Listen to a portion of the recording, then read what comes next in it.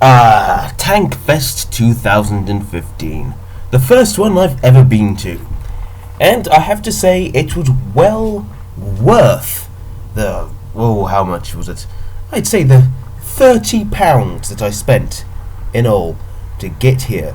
£10 for a train ticket, and £20 of course for the ticket itself to Tankfest. So why am I in a car? Well, I wasn't alone. I went with one of my pseudo-clan mates. He's not actually in the clan yet. SF Mason, whose real name isn't actually Mason, funnily enough. And right now, we're just passing the army base that's just down the road from the Tank Museum. But I was already practically salivating at the sight of Challenger 2 tanks on pedestals. Oh, I was in love already.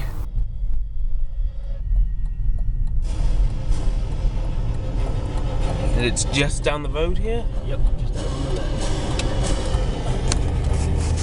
After parking up the car, the first tank we ran into was this, the xcflcvfiovykgbhoihbguiibh Stage 2.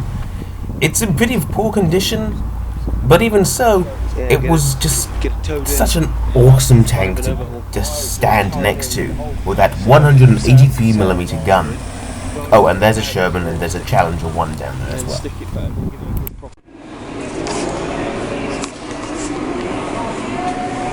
Thing. Tonk 2. The old gang 2. Best tank in the world. I admit I may have been fanboying slightly. You know, I spent most of my time inside the main building of the Tank Museum. So really, most of the time I was just taking pictures or looking around at the tanks. Such as this, Little Willie, now 100 years old, the first tank in the world. Even if it's not a traditional tank in, you know, the sense of a tank. No turret, no engine in the back. In fact, it's got no engine at all anymore, it's just a box. But this is the first proper tank in the world, with this driver in the front, a turret, and the engine in the back. And here was the British attempt to copy it. no, it wasn't. Medium Mark A Whippet tank, armed only with machine guns. Over here we have a Vickers 6-ton, which is what is the basis to the Russian T-26. Next to, behind it is a Lanchester armoured car and something else I didn't really pay much attention to. I mean, look at the size of this thing. That 47mm gun there looks to be almost useless. This is the Medium Mark II, also with a 47mm gun, which looks a lot longer and a lot more effective than the one on the 6-ton. That's Mason, by the way, wearing the fedora. And he just commented on the armour sloping of the Mark II. Somehow I don't think it's going to be very useful. For the first part of the day, a couple of these M458 tracked vehicles were giving rides to paying customers. But really, what we were coming here for was the Vehicle Conservation Centre. Funny how the first time I ever get here is also the first time I ever go to the Conservation Hall. Off to the left you can see a Matilda. We have this a beach armoured recovery vehicle, I'm pretty sure. I have no idea what that is. There's a Matilda again. Behind it is something else. There's the Excelsior with its horrible gun. And a half-track Land Rover Defender. Yep, a half-track Land Rover. Oh yes, love it. Got another ferret over there. Ferret's the white thing in white colours. Some sort of prototype here maybe for the Viking dual track vehicle. That's a very strange thing. I need to look it up. Is that it? And a bunch of other things here that I never really took much of a look at. Me and Mason were trying to stay together. Oh, that's the 404 Conway. I think this is that sort of Yag chieftain to our left here. We've got the FV4004 Conway here. There's the FV4202. And I think that might be... Right there is some sort of chieftain early chieftain, perhaps. It looks very chieftainish. Yep, this is definitely the Yag chieftain thing we got it. Yeah.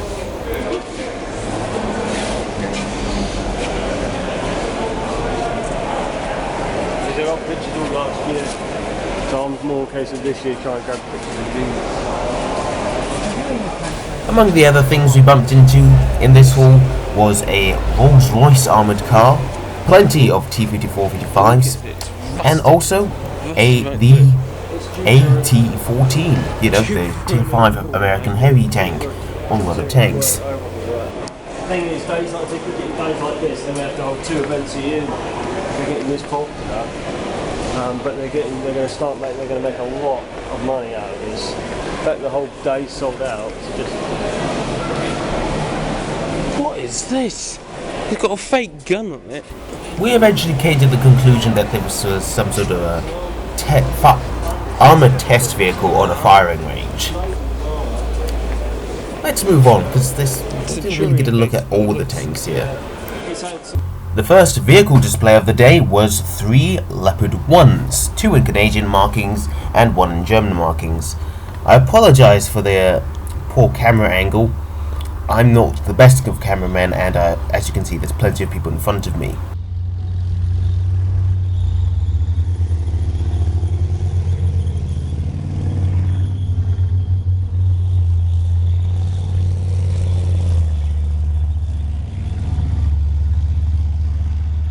This is the first time I've seen tanks on the move for about 10 years now. The first tank I saw moving was perhaps a Panzer 61 or T-34 at the Muckleboy collection up in Norfolk. Here are 2 Leopards. It's going to be a 3rd one soon. And the power of these engines. It induced a rumble in my chest that I've only ever felt before from jet fighters. That's how powerful these engines are.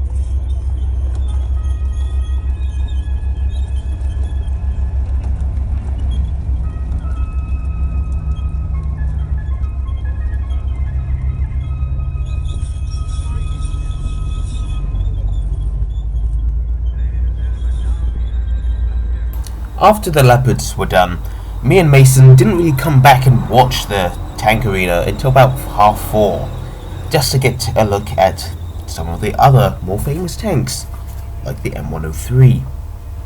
But I did catch a glimpse of this Panzer 38T, trekking around. But who should be situated just across from the Panzer 38T? Well, none other than the mighty beard, Circumflexes. He and Mason struck up quite a rapport over the day.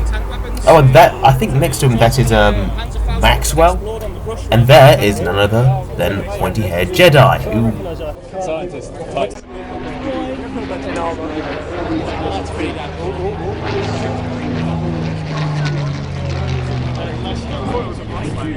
What are you doing here, Supermarine Spitfire? This is Tankfest, not Flying Legends. In fact, whilst the Spitfire was the only aircraft that was actually on the schedule, a Hawker Hurricane did actually pop up later in the day and performed some very low flypasts. If I'm in no guns, blue paint scheme, it's photo reconnaissance. Mason decided that he wanted to get his t-shirt signed by various YouTubers, first with pointy-haired Jedi, Circumflexes, and eventually Jingles and Rita Gamer, to name a few. Quite working. Okay, there we go.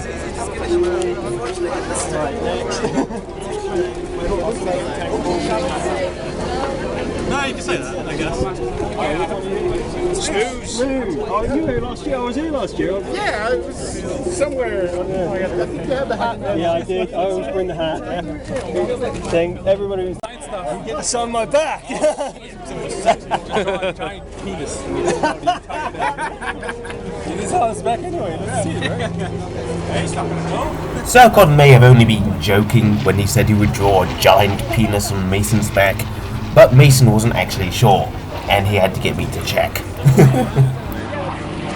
Fabric. Fabric. How does it work?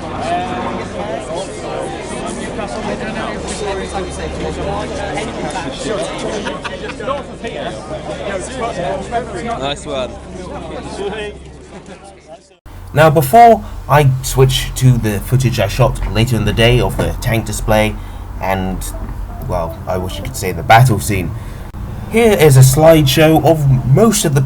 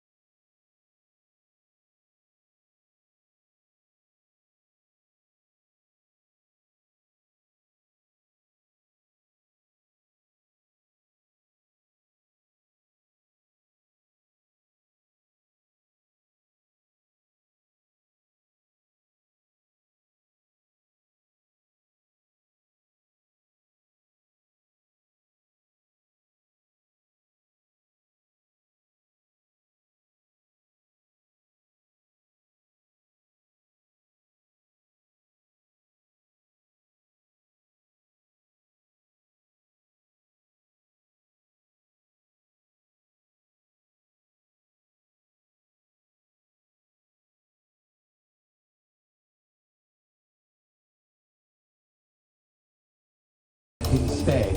And it was also a hugely expensive tank. Back in 1954, one of these M103 tanks, because they were so big and complex, cost even back then $300,000, and that was a lot of money then. So not that many were built, and the Army passed them on to the US Marines, as David said, quite quickly, and they came out of service. The last ones were in service in about 1972.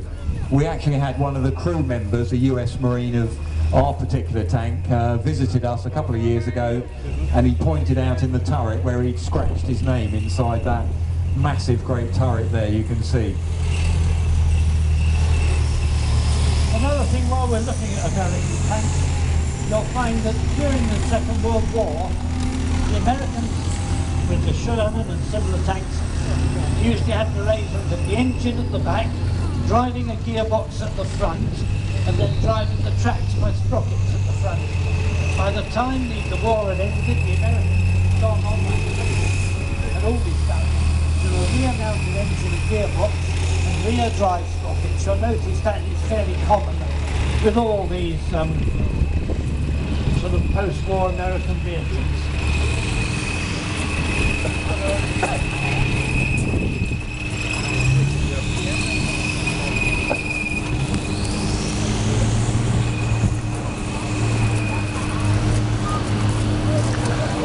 Sadly, that's probably the last time we're going to see the M110 here.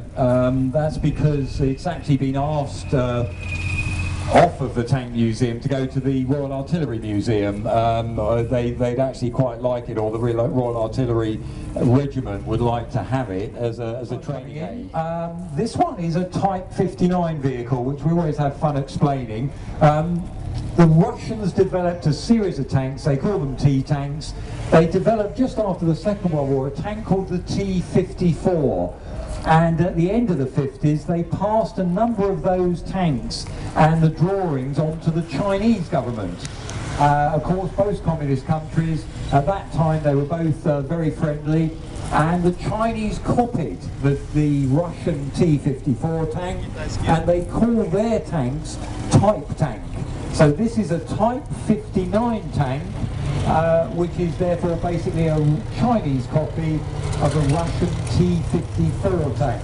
I hope you're paying attention out there, because there is going to be a test later, so make note. So Type 59, and this particular tank is even slightly weirder. It's got a British gun on it. What happened was that so many of these vehicles were sold around the world. The British Army, or Royal Ordnance, actually offered the L7-105 gun to countries that would like to change the gun that was originally fitted, a 100mm gun, to the 105mm L7 gun.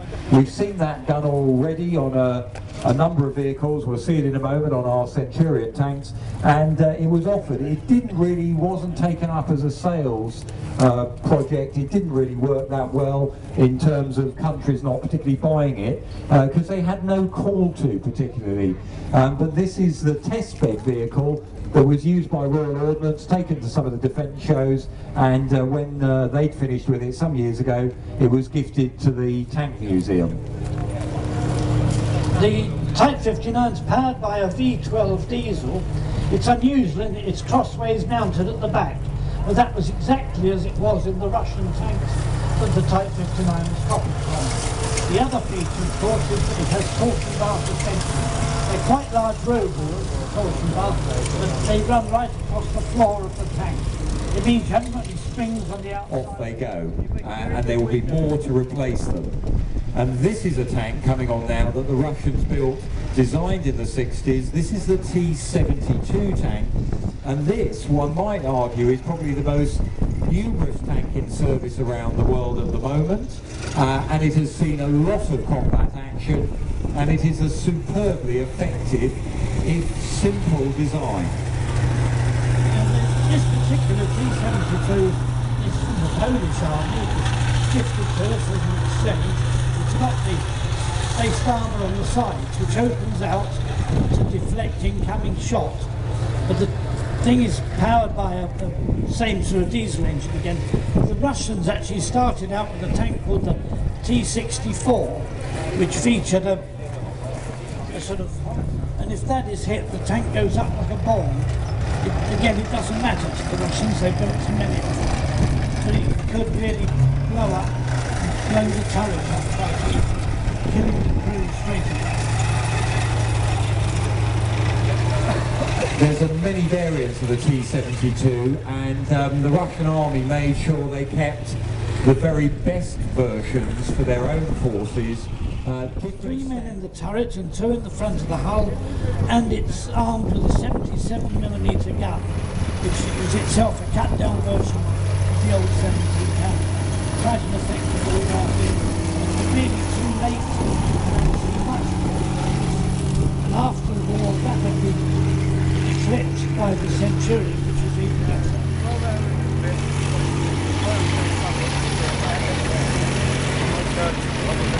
The Comet's got a fantastic engine though, that Meteor engine. You might just be able to see the driver. He's got a very thick glass screen. It's on the front of the vehicle, but of course his visibility is pretty poor, and there might be times as well, because it could go up to about 9 foot of water, there might be times he's literally swamped. It does get flooded, so he can manoeuvre out very quickly. They only made, I've just checked my notes, they only made 12 of these baths, and there's a few of them still in preservation. But this one, we keep in running order here, and it's a lovely compliment to the Sherman bath from the Second World War.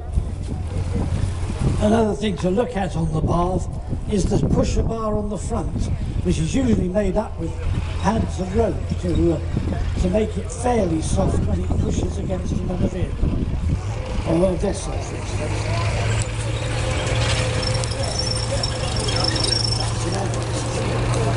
Well, the next Centurion we're showing you is actually, although it looks like a conventional gun tank, it's the last of the Centurion Avery, armoured vehicle wire engineers. Now, the original Avery had a 165mm demolition. It was on a sort of sun lounger arrangement, almost a reclining seat. So that when the hatch is shut above him, he lies on his back and changes gear with his feet. Using a couple of simple links. They're not easy to drive. The other thing was, they increased the size of the gun to 120mm, and in doing so, because it's such a big gun, they come up with the idea of firing a projectile and having a shell case that was disposable. In other words, it was self-consuming. When you fired the gun, the shell case went in with it, blew up completely and was obliterated. That was diesel. And for a long time it was the Achilles heel of Chieftain. Meant that they were always breaking down. They're not so bad now. But it means it's a very unusual tank, a very impressive tank to watch.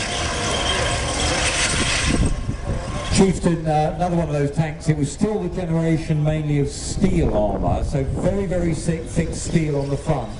Tremendously well-angled glacé plate, as they call it, that front bit by the driver. But later in its service life, as the Soviet tanks and anti-tank weaponry got bigger, more armour was added. So if you look on the front of this particular Chieftain, which is a late model, it's got what they called Stillbrew armour added either side of the main gun, almost like cheek pieces. And Stillbrew was, at the time, a secret armour, a laminate armour area, and that was put on the tank to give it that little bit of extra protection. Now, coming on behind the Chieftain that's on the bow now, this is Challenger 1, and this was the first British tank that had got the new secret armour inside the vehicle that's a laminate armour that we call Chobham armour. And this was something that was designed at Chobham, just off the M3, back in the 60s, by a British team, and they were putting together, they were trying to work out what's the best way of defeating incoming projectiles. And one of the things they came up with was a laminate that included ceramics. They, even to this day, the proper formulation for Chobham armour is still kept as top secret, but it's a layering system, and it has, for its weight and its size, a much better stopping potential than just straightforward steel. And they fitted it for the first time on a British tank, on a British production tank at Challenger 1. And it's one of the reasons why tanks look, modern tanks like they do, with this rather flat, faceted surfaces, because you can't actually bend chobham armour. It's an armour that needs to be put together in flat packs. So when you look at our Challenger 1 driving around, you're actually looking at a skin on the outside. That's a metal skin, and underneath that skin, that's where the secret chobham armour is. The other thing to look at with the Challenger is the reserve fuel tanks hanging on the back. As David said earlier, a modern tank gets through an inordinate amount of petrol, or diesel fuel in this case, and it's normally now carried separately on the rear on the two drums. The idea is that having used it, you can jettison the drums and go into action. And that's why they're there. It's powered by a Perkins diesel. In fact, the original scheme was not to have Challenger 1 at all. We were going into a rather fancy tank with NBT-80, but Challenger 1 was available. Super records from the First World War. Just on another topic, could Mr. Arthur Ball go to the shop in the main museum foyer, please? That's Mr. Arthur Ball. Could he go to the shop in the main museum foyer? Now, our Challenger that's just driven off actually saw operations in the first Gulf War. It was commanded by Arthur Denaro. I knew all about Challenger 1 and Arthur Denaro, who commanded it in the first Gulf War. Right, now the next tank that's come on is a tank you will have seen before. It's the Leopard. And as we said earlier, the Leopard has seen almost universal use. I've talked to one or two British tank men who say that they don't particularly like it because they say it's too roomy in the turret and you're liable to get thrown about all over the place. But it's very fast and powered by this is also powered by an MTU engine, but it uses the 8-cylinder version. And it's 15, I think, and the 60 guns on a 5mm gun. It's an unusual layout. Because the Swiss moved their tanks about the country by rail, it had to be shaped to pass through a tunnel. And that's one of the reasons why you've got that tonnage. And the other thing feature is that the fuel is carried in two tanks either side of the driver. You'd think that was pretty alarming. You wouldn't want to go driving into action with fuel. Head on. It's a bit narrower than most tanks. Like David said, it was to go on trains flat. Also just driving through mountainous roads in Switzerland. It's got a very sophisticated steering system because the Swiss realise they've got, they're a landlocked country. They may have to move their armoured forces to any direction. And driving across mountain or alpine roads, the last thing you wanted was a steering system that wasn't accurate. If you turn a couple of feet too far left and you head off down a mountainside, it wouldn't do the vehicle any good. So it's got a very sophisticated driving system. The only thing that wasn't really made in the country is actually the engine in the back. It's pretty much a Mercedes bus engine that they imported to power the vehicle around. Switzerland very good with their, what they tend to do is when most of their... It's really, although it looks like a tank, it's really meant by the Swedes anyway as an infantry fighting vehicle. The gun's an infantry support gun, but in any respect it's rather a light tank for ordinary combat. It'll get right down. One of the things you'll notice about it is on top of the turret are a pair of mirror mortars. They fire illuminating shells for use at night. And that's quite a striking example. It's powered by a 6-cylinder Volvo Penta engine, as talked about.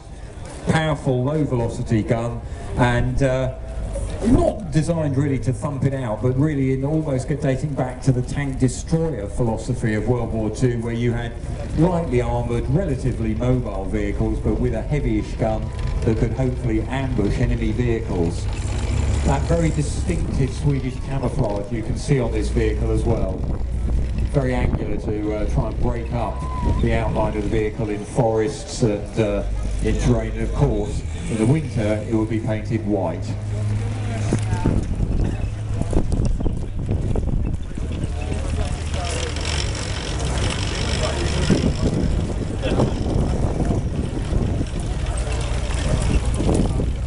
see the two mortars get out if you get up close, and it crudely made as well. But that never worried the Russians. They weren't trying to win prizes for beauty. They wanted loads of fighting machines. That was the best way of doing it. One of the things that's often pointed out is the crudity of Russian vehicles, but famously when a T-34 was captured in outside Moscow, taken to Berlin, and Albert Speer, the German armaments minister, got all the German tank designers to look closely at the T-34. Initially they were hugely scathing because it seemed so crudely engineered, but there was a time when the Russians actually drew up plans to or the Germans actually drew up plans to copy the T-34 because they realised it had such good qualities, such as the sloped armour, good wide tracks, ideal on the Russian front where you've got mud, snow, very few metal roads. But in the end, being the Germans, they thought they would go one better, and they end up building the Panther tank as really a response. Don't forget, often a myth, it wasn't the T-34 that led to the Tiger being built. That amazingly was that because the Tiger bumped into, or sorry, not the Tiger, but the Germans bumped into the British Matilda tanks in France in 1940. They were on the winning side. Now this particular show... Hang on, what happened there? Well, you're probably wondering that, but I know what happened. Unfortunately, after several hours of filming and taking pictures, my camera battery ran out. That's what I get for not charging it beforehand. But then again, it was a rather weak battery in the first place. So just as the Fury was coming around, it ran out. Oh dear. However, I was able to get some footage on my phone of the Tiger. Unfortunately, I didn't realise it at the time, but I had a very poor camera angle. Oops. Sit on a regular to mention these so that they cover as much ground as possible.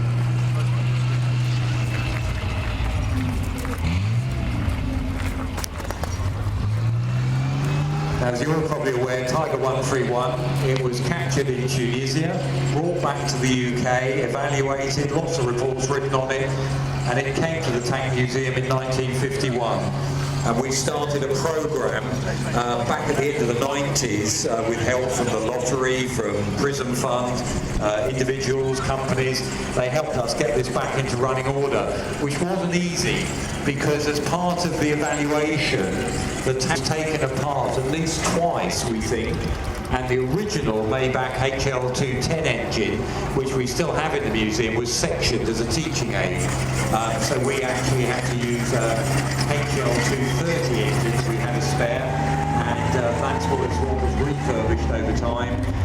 Many ups and downs in that process, but at the moment, after a number of years, we've still got the only working Tiger one in the world. There's 6 real Tigers left. The 7th has just been put together out of bits and is now in the German Tank Museum in Münster, privately owned, it's on loan there. So it's a bit of a rare beast. 1,300 Tiger 1s were made. And alas, that is all I have for you. I hope you've enjoyed this video. Stay tuned on my channel for a upcoming contest for my 1,000 subscribers. It's going to be a giveaway. Stay tuned, and I'll see you in the next one. Good night.